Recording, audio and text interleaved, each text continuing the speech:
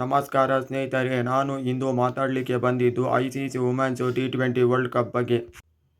India ಹಾಗೂ ಪಾಕಿಸ್ತಾನ ನಡುವಿನ ಪಂದ್ಯದ ಬಗ್ಗೆ. ಸ್ಮೃತಿ ಮಂಧಾನ 44 ಚೆಂಡಲ್ಲಿ 68 ರನ್ನು, 9 ಬೌಂಡರಿ, 2 ಸಿಕ್ಸನ್ನು ಹೊಡೆದಿದ್ದರು. ಹರ್ಮನ್ಪ್ರೀತ್ ಕೌರ್ 35 ಚೆಂಡಲ್ಲಿ 36 ರನ್ನು, 4 ಬೌಂಡರಿಯನ್ನು ಹೊಡೆದಿದ್ದರು.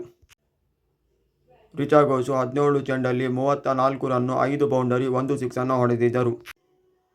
ದೀಪ್ತಿ ಶರ್ಮಾ 9 ಚೆಂಡಲ್ಲಿ 12 ರನ್ನು, 1 ಬೌಂಡರಿಯನ್ನು ಹೊಡೆದಿದ್ದರು. ಭಾರತ ಮಹಿಳೆಯರ ತಂಡ 170ಕ್ಕೆ 6 ವಿಕೆಟ್ಗಳನ್ನು ಕಳೆದುಕೊಂಡಿತು 20 ಓವರ್ನಲ್ಲಿ.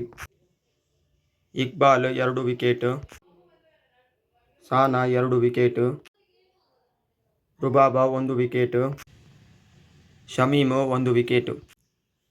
ಪಾಕಿಸ್ತಾನ ಮಹಿಳೆಯರ ತಂಡದ ಪರವಾಗಿ 4 ವಿಕೆಟ್ ತೆಗೆದಿದ್ದಾರೆ. ಪಾಕಿಸ್ತಾನ ಮಹಿಳೆಯರ ತಂಡದ ಪರವಾಗಿ ಮುನೀಬಾ ಆಲಿ 35 ಚೆಂಡಲ್ಲಿ 41 ರನ್ನು, 5 ಬೌಂಡರಿಯನ್ನು ಹೊಡೆದಿದ್ದರು. ಫಿರೋಜಾ 9 ಚೆಂಡಲ್ಲಿ 12 ರನ್ನು, 2 ಬೌಂಡರಿಯನ್ನು ಹೊಡೆದಿದ್ದರು.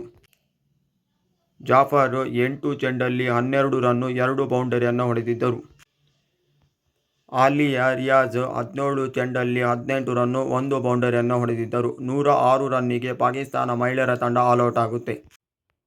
ಭಾರತ ಮಹಿಳೆಯರ ತಂಡದ ಪರವಾಗಿ 3 ವಿಕೆಟ್ ತೆಗೆದಿದ್ದಾರೆ. Deepti Sharma 5 wicket, Shree Charani 3 wicket, Shafali Verma 1 wicket.